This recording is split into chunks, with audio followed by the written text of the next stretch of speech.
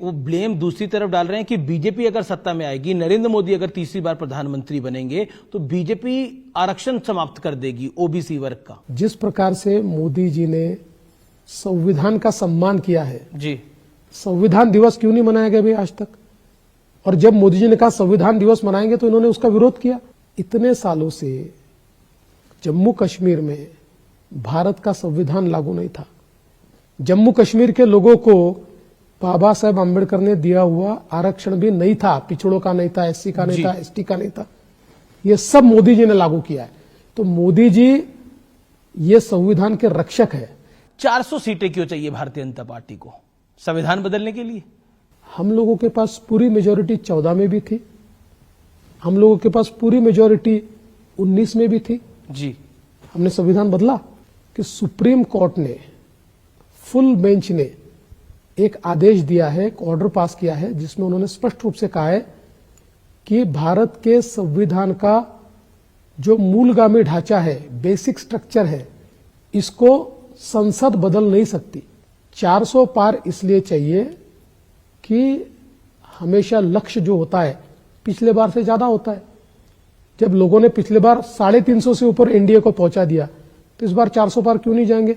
10 साल का track record है हमारा, काम के आधार पर वोट मांग रहे हैं, देश को बदल के दिखाया मोदी जी ने। लेकिन वर्ल्ड वाइड हमने देखा है कि 2 बार से ज्यादा सरकारें रिपीट होना बहुत कठिन होता है।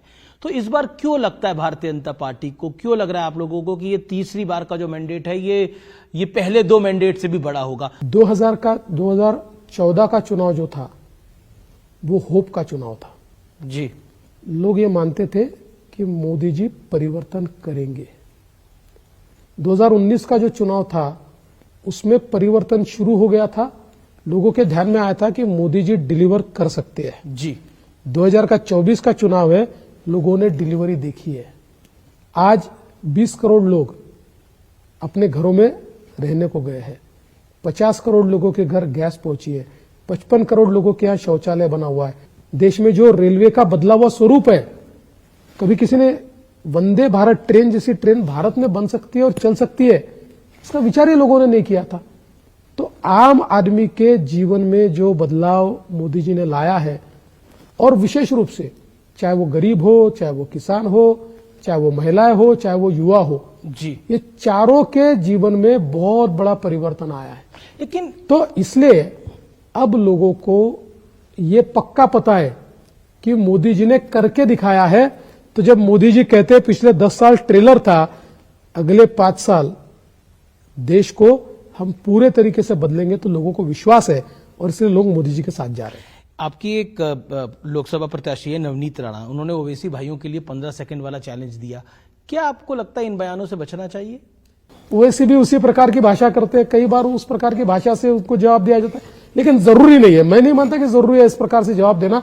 देश आज मोदी जी के साथ है और पॉजिटिव वोट हमारे साथ आएगा। यूपी में एक समाजवादी पार्टी की नेत्री है, उन्होंने बोला वोट जिहाद करिए।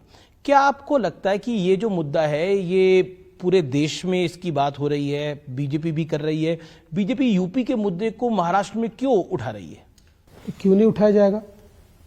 आज उस नेत्री का जो वीडियो है ये महाराष्ट्र के गांव-गांव में उन्होंने सर्कुलेट किया, कांग्रेस ने सर्कुलेट किया, लोगों तक पहुंचाया।